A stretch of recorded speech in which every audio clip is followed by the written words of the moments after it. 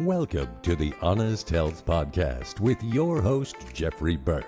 Honest Health brings you the brightest minds in the natural products industry, as well as athletes and entertainers. Jeff will keep you entertained and informed while educating on how to be successful on your healthy journeys. Now, here's your host, Jeffrey Burke. Hello and welcome back to the Honest Health Podcast. My name is Jeffrey Burke. I'm so glad you're here. This is my newer platform. It's been about a year now, and most of you are still learning about the podcast, but I'm so glad you're tuning in and that I'm hearing you tell your friends and your family about it as well. I'm going to bring you some groundbreaking information from some of the best minds within the natural products industry, as well as a bunch of awesome voices from outside the industry. I think everybody has a story to tell. And I think everybody has something to share. And I think every one of us will take something, even if it's only 1 point or 1 tip away from every conversation. And it may just be that missing piece of the puzzle that you've been looking for. And I hope you find it here. Remember to go to my webpage, drjeffreyburke.com. Make sure to go to my YouTube page. While you're there, make sure to like and subscribe.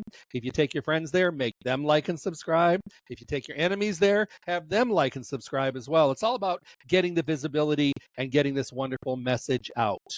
Today, we're going to be talking with Dr. Susan Trapp, and we're going to be talking about something kind of cool, maybe give you a different perspective, and you're going to learn what knowledge looks like. As you read her bio underneath the podcast, you're going to see that she has a wealth of experience, industry experience, and so much knowledge to share. So help me welcome my guest. Hey, Susan, how are you? Hi, Jeffrey. I'm doing well today. Thank you. Thank you for letting me. I'm so glad you're here. I've been excited. We've been trying to do this for a while, and we were able to finally connect, and your schedule's busy. Of course, we're all busy, but I am so happy to have you here because you're going to talk about something that I think a lot of us need to focus on. And I think sometimes we may think what we know is everything about it. And I think we've been pigeonholed in some of these things. And because I don't think everything in our industry has received the glory that it needs and the focus and the thankfulness that it needs as well. So let's talk about terpenes. Now, interestingly enough, probably everybody listening, you heard the word terpenes during the CBD explosion. You heard it every time you've ever seen a podcast that had to do with cannabis or hemp. We know what terpenes are, but do we? So we're going to talk about that today because I think that terpene and the term terpene and the word terpene has been pigeonholed, and most people think it resides only in that one part of our industry. So I think you're going to let us know today that we haven't even tapped the tip of the iceberg. Absolutely. So where would you like to start? Yeah, well, I'd like to start by just talking about what are terpenes. Okay. So a lot of us who have been in the cannabis industry have heard of these words terpenes or these compounds terpenes. And I like to tease the cannabis industry that they think they invented terpenes. However, terpenes have been around for a very long time. And I like to say that they're the original medicine cabinet. Terpenes are the aromatic compounds that you smell and actually give flavor, but they also have an incredible therapeutic value. And that's really has not been very, we have not touched upon that in our world very much so far today. And so terpenes are these large class of compounds, and they're made in building blocks. You start with a 5-carbon compound and you keep adding on these blocks of carbons to get to something called a polyterpene, which goes all the way to rubber. And so they're really important because they're the largest class. There's over 55,000 of them in nature, and they're in everything from citrus fruit to lavender to rosemary, sage and thyme. Mm-hmm. Yeah. So if you're smelling something, can that be actually termed if it's a plant or if it's a essential oil? I mean, aren't terpenes involved with that as well? Yeah, absolutely. So good question. Essential oils, essentially, when you take a plant and press those oils out, you're getting a bouquet of compounds, and most of those are terpenes or they're terpene derived. Scientifically, what we talk about is the terpenoid pathway. So the OID stands for, that it's some kind of it's oxygenated. And so it's a large class of compounds. Some are oxygenated, some aren't, but you have this big biosynthetic pathway. I'm getting into the science too quickly here. No, it's all good. Please do. Yeah. So, I forgot the question. No, when we're talking about, let's just, and I know there's so much to say, and we want to make sure that everybody walks away and gets a good idea of what we're talking about. But the smell, and the reason I say this is during the CBD time, there was a lot of people using full spectrum and a lot of people using isolate. And the isolate came about for the people that were worried about maybe having a THC test in their urine or ever at work, and they were worried about, the stipulations and the legalities, and I get it. And I kept trying to tell people, I said, if you're using an isolate, you're not getting all of Mother Nature's handiwork. You're missing things. So I was doing this lecture and this lady stood up and she goes, well, I don't think it really makes a difference. And I said, okay, let me throw something at you. You run a hot bath at the end of the day. You have a glass of your favorite wine. The music is just kicking. You're loving it. You dim down the candles and you're sitting in there and you get ready to get in the bath and you pour in your lavender oil, but it doesn't have any smell because you didn't want any terpenes. So now you just poured oil in your bathtub. So now you have this lovely oil slick inside your bathtub, but no smell. She goes, well, what's the smell? I smelled the lavala. I said, that's the part of the lavender oil. That's why you're using it. And then she was just like, so terpenes are important. And I'm like, yep. So that's kind of where we left that. So I want people to know the importance of terpenes. So that's what I was asking you when you start thinking about when you're smelling something, is that smell in citrus, the smell in lavender, rosemary? When you smell it, are you smelling the terpene action? Yes. Yeah. Okay. I think I'm jumping in trying to get too scientific. So bottom line, when you're in the cannabis world, right, and we're talking about some kind of sativa or you have the whole cannabis plant, right? We all know about THC and CBD. Those compounds don't even smell. But so when you have the whole cannabis plant, you've got everything in that plant. And it's not just terpenes, but those terpenes are those aromatic smells. And what you get is a bouquet. And so for example, like the classic, cannabis was Blue Dream, and you get a specific smell with Blue Dream, but then they have when they've hybridized these plants a number of times, you get something like yellow or lemon head.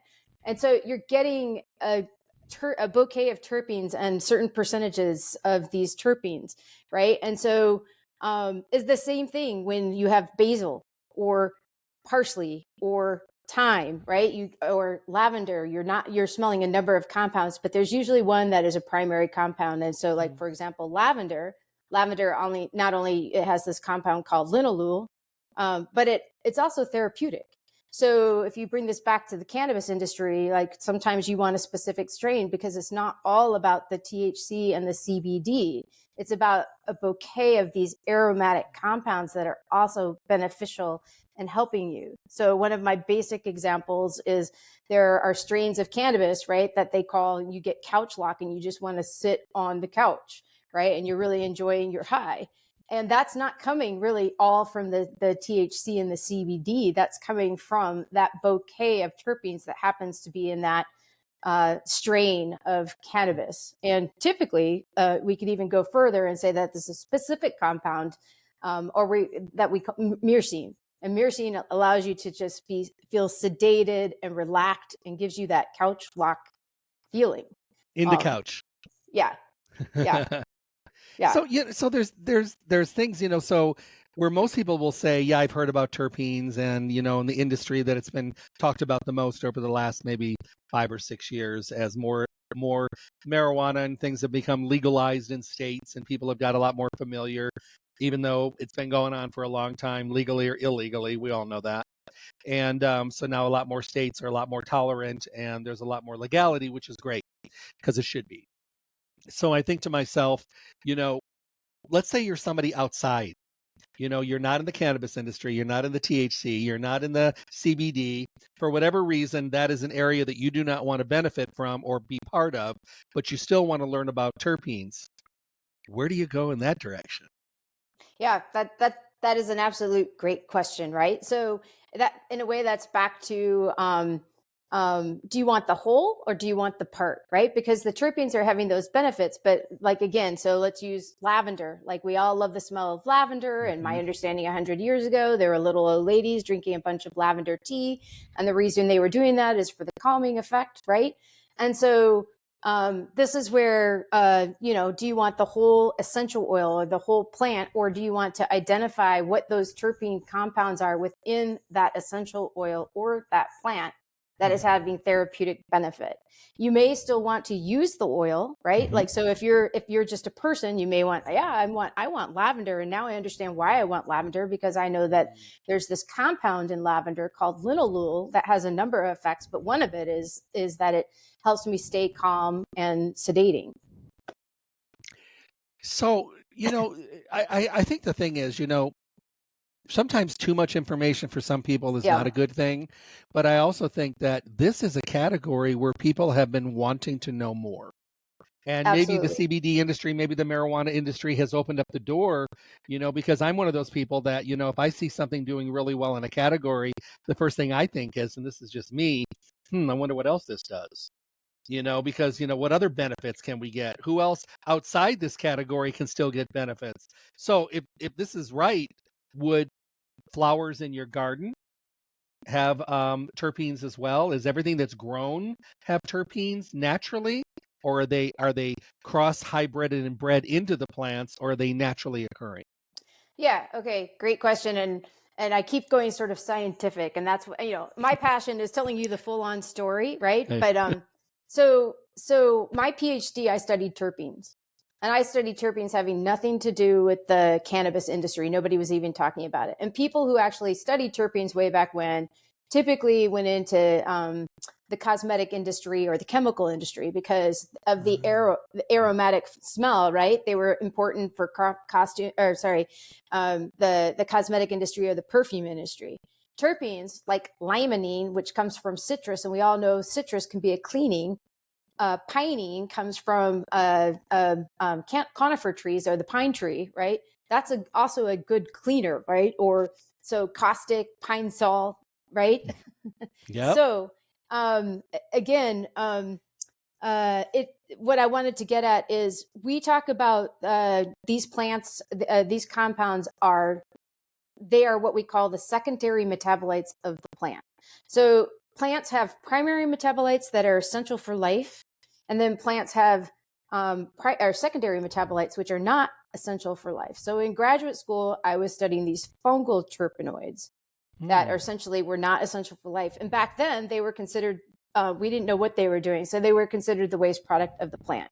Oh, But the okay. bottom line is natural products, which actually our whole Western medicine is based on, right? And drug discovery really comes from looking at natural product compounds and then somehow optimizing them by maybe synthesizing or actually adding certain extra compounds to them that help them bind more tightly or less tightly, right? So the bottom line here is what I'm trying to say is that they are like the original medicine cabinet. They've been around forever. The plants have utilized them. I like to call them, they utilize them for defense, for attractants, for chemical signaling, right? So they're sort of the immune system of the plant.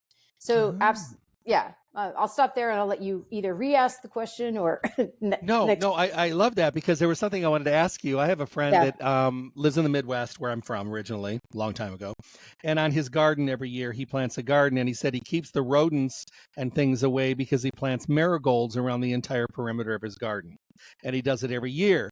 And I said, why marigolds? He goes, marigolds have a terpene protector mechanism that the rodents and insects and things don't like to smell or be around. So it puts out its own protector mechanism to protect itself, but it ends up protecting the garden, and the rodents and things don't want to go near it, so they avoid it. So the whole idea of terpenes having these wonderful mechanisms can also be protector mechanisms, to your point. And I think that's really important, that it's not just a smell mechanism. There's a purpose, and sometimes there's a method to their madness, if you will. And I think that that's quite amazing, because I think most people say, well, roses smell nice. That's their terpene. You're smelling the rose. Well, yeah, but it can also put out a smell that comes out of the roses that keeps rose aphids and things from coming and eating the flowers. So there are things that it's amazing, because Mother Nature has done this brilliance of creating this wonderful world of self-sustaining plants and giving them everything they need. We're the ones that have screwed everything up, chemicals and all the garbage that we've done, because Mother Nature gave all of the plants basically the mechanisms they need to be a survivalist, but we've kind of ruined that along the way. So I thought that was kind of cool about the marigold.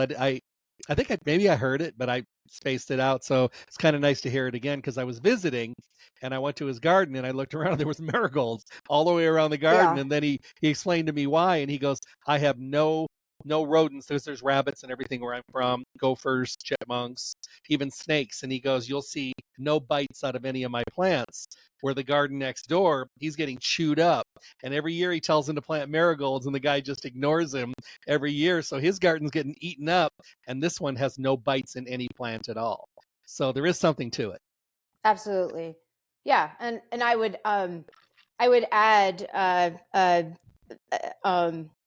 again, so another example of that that I've talked about before, and part of my postdoc was conifer trees and bark beetle infestation, right? And so I used to call it chemical warfare is going on between the bark beetle and the tree, and it was all about terpenes, because what happens is you have this bark beetle and it is able to notice a tree that's stressed, maybe due to drought or it's sickly or whatnot, and it comes over to the tree and bores a hole. Well, the tree itself, its protectant is a resin, which is actually made of mostly diterpenes and pinene, right? So turpentine is the first terpene that was chemically identified, turpentine, right? That's how that whole field came about. But so the bark beetle bores a hole, the tree produces resin, maybe it kills that first tree. But interestingly enough, the bark beetle actually produces a pheromone that's also a terpene called ipsidiol. And that pheromone says to the other bark beetles out there, like, hey, I found this tree, come on over, come join me. And so you have this whole chemical warfare going on between the tree and the bark beetle, or the bark beetle infestation. So if the tree is healthy enough, it will be able to respond by, killing these trees with, the bark beetle with resin, right? But if it's not so healthy, or there's too many bark beetles, then at some point, the war is over and the bark beetle has won. So yeah, it's what's fascinating is really when we start to look at what are the therapeutic benefits of terpenes, you can go back to those plants and the plants and nature and begin to see what's going on there. So a lot of these terpenes, I call them the antis, because they're anti-cancer, antimicrobial, antiviral, antispasmodic, right? And so when you really break that down, right, it's just what that plant is really sort of somewhat doing in nature, just like the example that you gave, right, with marigolds. It's there to protect itself from other predators. Yeah. Well, I think about bees, and, bees have an amazing job to do, and they are crucial for our well-being and our sustainability and our crops and our flowers and everything else. And, bees don't go by color. They don't say, wow, there's some red flowers over there, let's go get those red flowers. They smell. They smell the natural pheromones, the natural hormones, the terpenes that are in the plant. That's what attracts them. So they say when you plant a lot of flowers, do mixed flowers, and you can draw different kinds of good, healthy insects. But bees in particular, they're able to get the pollen, they're able to cross-pollinate, and that's what makes things really, really work.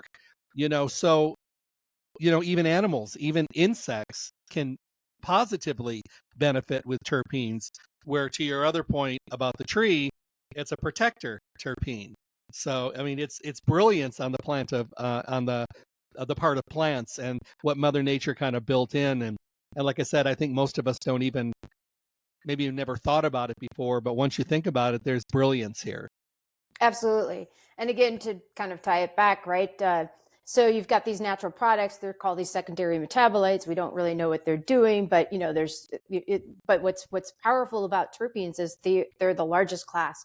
A paper that I cite from 2008 by this guy named Christensen, he said there's over 55,000 terpene compounds in nature, right? And I have started a little knowledge base of terpene information, and we've done a little bit of investigation, and we believe it's over 200,000.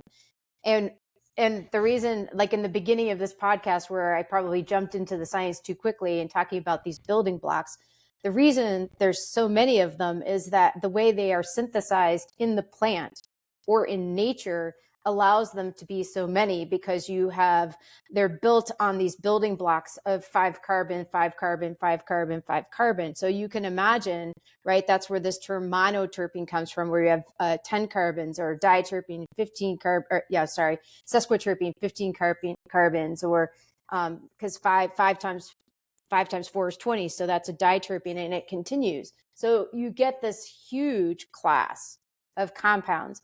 And the cannabis industry has been focused on probably only the top 30, right? That are probably are actually common throughout most plants. And so what makes lavender unique, or thyme unique, or the strain of cannabis unique is that ratio, or that formula of terpenes, what terpenes are expressed and how much, and then you get these beautiful smells. And then those terpenes, not only do they get produced, but then they have other little enzymes within the plant or the animal or in nature, right, that start adding interesting little chemical groups on them to make them maybe smell a little bit different.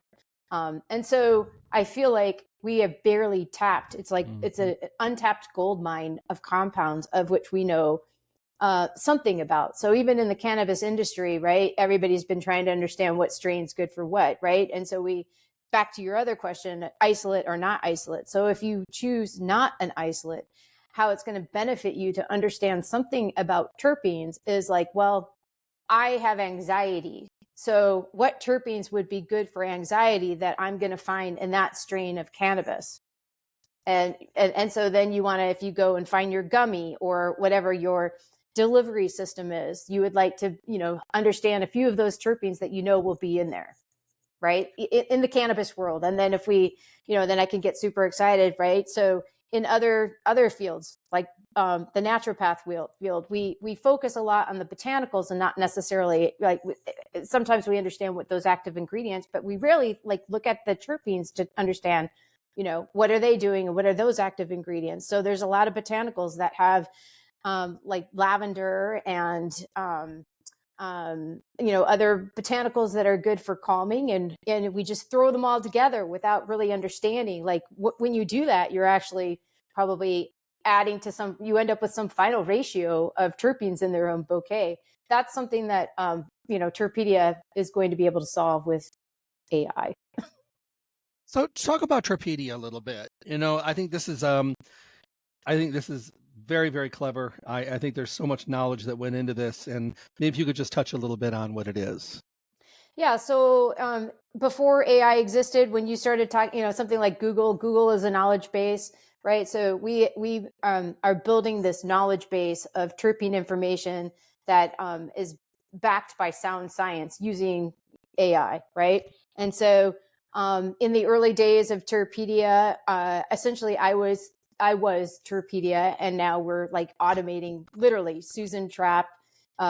Dr. Susan Trapp, because, as a consultant, people would come to me. For example, I worked with a company. They were working on a formula for pain that had CBD and THC in it, but they took 18 different essential oils and threw it into the mix and came to me and said, what terpene should we add? Right? So, if you can imagine, you already have the kitchen soup of botanicals that you already, everybody said is good for pain, right? So how do I add an extra terpene?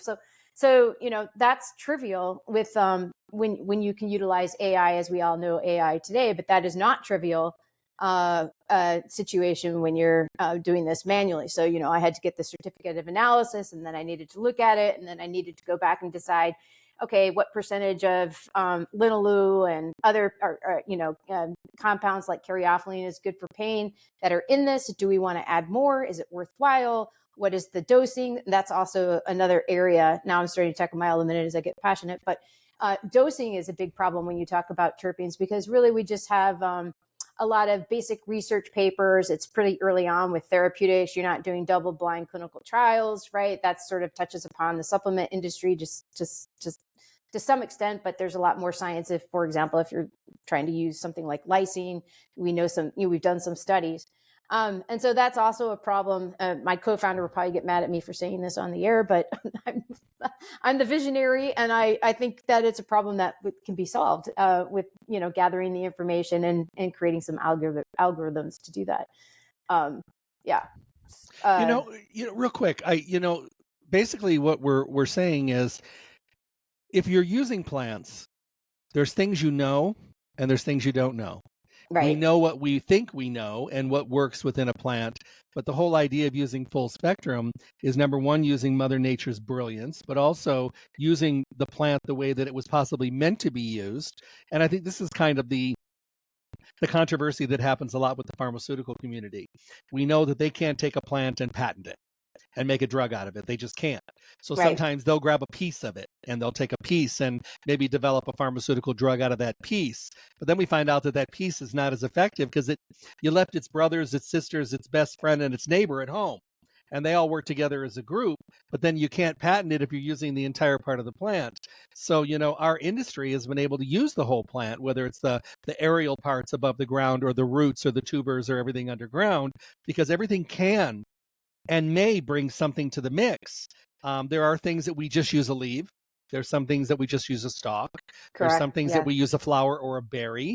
There's things that we use even some of the liquid coming out of the flowers. Sometimes we use the entire plant. So this is where this knowledge comes in. But, we cannot diminish the power of terpenes. We can't diminish their talent and the effect that they have and the brilliance that they bring to the end result of whatever you're trying to manufacture, be it a cleaning product, a perfume, a medicine, or something else along the way. We have to be able to realize that even though we think we know a lot, we know nothing. And there's so much more to learn. And there's so many other thousands and tens of thousands and hundreds of thousands of terpenes and plants that are yet to be discovered. And we haven't even used, we have a plethora of things out there to use. And we pigeonhole ourselves to think that everything's only one way. And the example I use is I was watching a special, and it was a doctor that was on this show. And he said he puts every one of his patients on the same statin. And I thought to myself, really? And they said, why? And he goes, well, I know about this statin, and I figure that everybody, if they don't need it now, they'll eventually need it. And I was just like, I was just taken back. I was thinking to myself, no, you can't put everybody in the same box. And I think this is what happens even in our industry sometimes. Yeah. We come out with something that's brilliant and it's really good, but are there differences? Are there intolerances? Are there allergies? Are there things that people don't react as well to, but they'll react to something that's sitting on the shelf right next to it? And it comes down to us personally asking questions, going to health food stores and talking with people, doing our research on our own, listening to our body, and stop sitting back and thinking that everything's going to happen with a magic wand, because it takes some time. So this is a brilliant category of terpenes because it's very, very untouched even by our industry, because, there's very few people that are doing a lot of terpene research. And if they are, it's in the category of cannabis and THC. Yeah, that's true. Again, terpenes have been around a long time and they've been of commercial value, right? But they've been of commercial value in the cosmetic industry and the cleaning industry. Yep. They were originally used in the naval industry to coat the bottom of boats, right? But we don't really think that when you go in and actually use fresh herbs in your soup, right?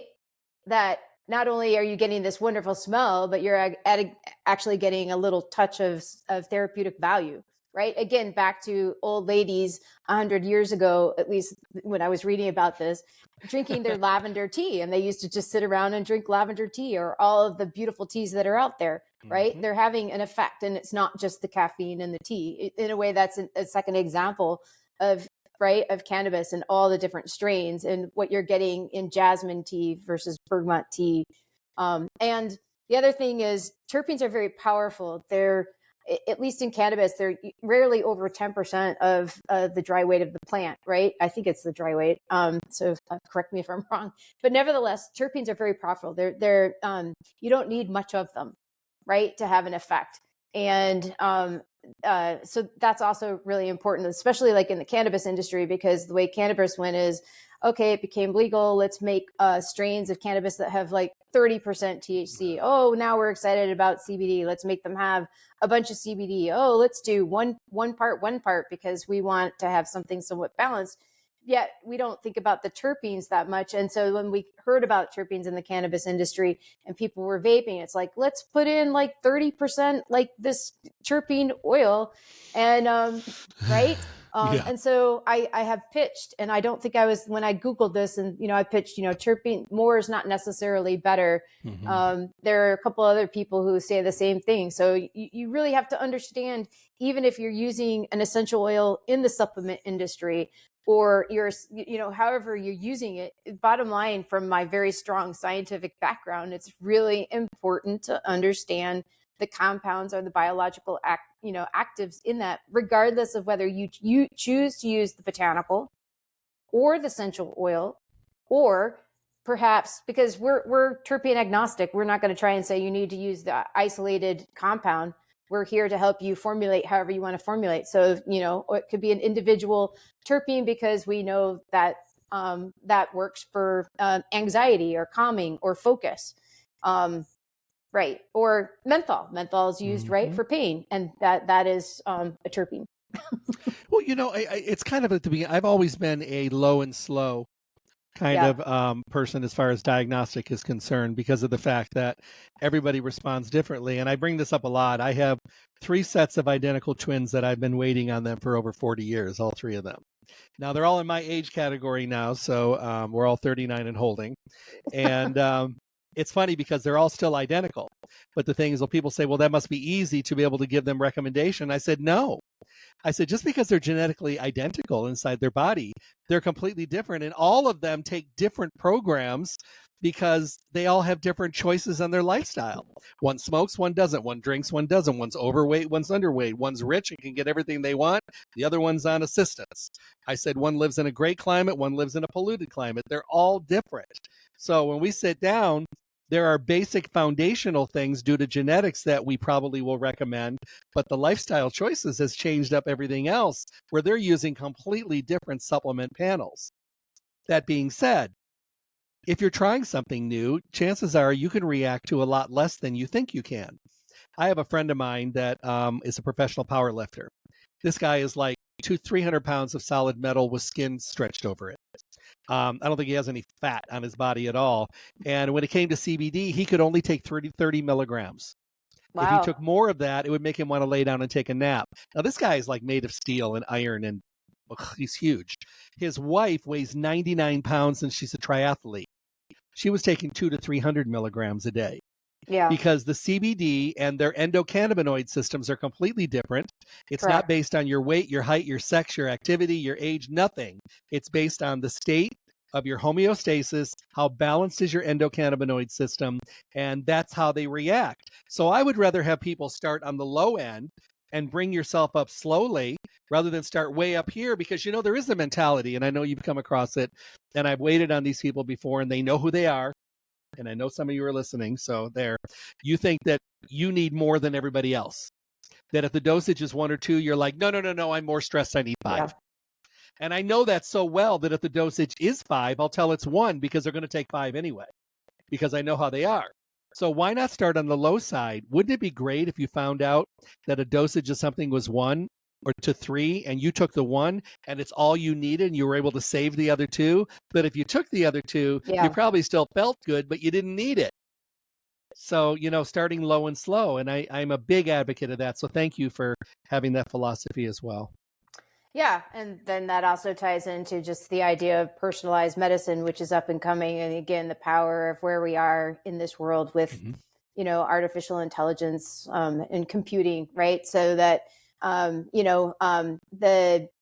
first time I heard of personalized medicine was 30 years ago when I was a wee young lass at an NIH laboratory for a guy named Craig Venter, who's pretty famous at this point for having sequenced the human genome. But one of his postdocs had talked about personalized medicine and how it would solve everything. And that was literally 30 years ago. Right. And but here we are finally where we have enough training data and enough AI power and algorithms out there to be able to begin to just really understand that. And to understand that, right, you have to understand the compound, you have to understand the body, you have to understand the body and generally, and then individually, where things like 23andMe come in, right, where you can look at the whole genome and understand, how many copies of that particular gene do you have to our cytochrome P450 to break things down. So it becomes an interesting problem, but one that we're now able to solve. And I do, as a visionary, believe in the next 10 or 20 years that we're going to be able, whether you're taking supplements or you're taking a drug, you're going to be able to have much more individualized approach to the medicine or compounds or supplements that you take and how they interact together. And those are the positive. I mean, it's an interesting world, AI. There are pros and cons, but those are one of the pros that get me very excited. No, I think it's wonderful. And it's so important to have people like yourself behind the science. Because, I think a lot of us, and I'm that way, I'm ADD, OCD, XYZ, 1, 2, 3, I'm all of them. And, flashy things. I mean, I lose my gaze very quickly. So this is something I know it. I have to work on it all the time to keep myself focused. And I usually 99% of the time I pull it off. I'm good.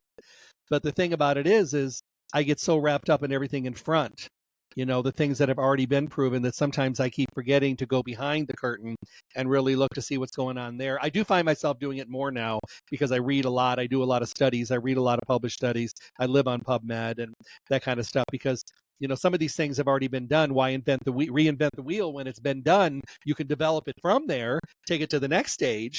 But, some of this initial stuff has been done. So people like yourself and people that are mapping and doing genomes and doing research and getting the credibility and really stripping things down to see how they really work and how they click and how they relate and how important they are. This is so crucial because this is part of our industry that also leads over into the medical industry, which has to do with lifespan and quality of life as well. So it's all kind of tied together. So I love this topic.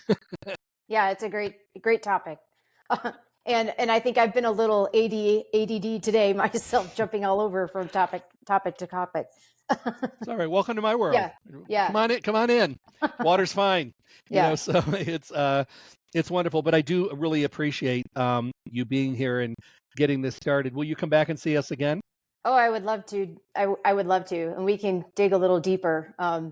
Yeah, absolutely.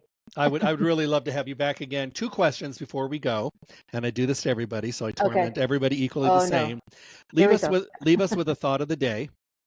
It could be on anything you like. A thought of the day. Well, given where I am in life, my thought of the day is to enjoy every day and make this sounds so corny, honestly, but I'm at a point where I just want to be present in the moment and make every day count, because you truly don't know if you've got another day. No, I love it. It's very, very true. And some of the most basic, corny, if you will, things are the things that I gravitate to because they're the things that end up meaning the most. And they're the things that people think about when something bad happens. They think, I should have just sat back and enjoyed more, what do they say? Your tombstone is never going to say, here lies Jeffrey. He should have worked a lot more and he should have had more deadlines. And, he should have played more and enjoyed more and loved more and relaxed more and done those things that we should have done. So no, I think that's wonderful. My second question is, when you're gone, what would you like to be remembered for? Gosh. When I'm gone, I would just like to be remembered by all the people who have come into contact with me that, I was a good, kind, caring person who actually had a bit of wisdom. Well, I think you got that one locked down. I hope everybody enjoyed this today. I thought it was wonderful. I've been speaking with Dr. Susan Trapp today. If you like what you've heard, and you want us to keep doing what we're doing, do me a favor. Kindly like or share, even subscribe. That would be great. Go to my webpage, drjeffreyburke.com. If you tap on the Honest Health logo, it'll take you to all the audio platforms that I'm on. You can also tap on the YouTube logo. It'll take you right to my page. Click on subscribe, and you can scroll down and listen to all these wonderful, amazing people that I've had on there. Because we've had some great shows. We want to bring you the best of the best and the best people and the best minds, because we want to talk about good health and well-being from the inside out, and also information and stories coming from inside and outside of the natural products industry. I hope everyone has a wonderful day. Susan, thank you for being here today. Oh, thank you, Jeffrey, so much for allowing me to be on your podcast. I really enjoyed it. I think it was wonderful. Thank you so much. Have a great day, everybody. Do something awesome. Do something just for you. Pull yourself off the back burner. Make yourself a priority. It's probably been a while, and you will appreciate it. Be well, and God bless. Stay tuned for more information from the Honest Health Podcast with Jeffrey Burke. And make sure to check back often for interviews and conversations from the guests we all want to hear from. I'm John the Announcer. Thanks for listening.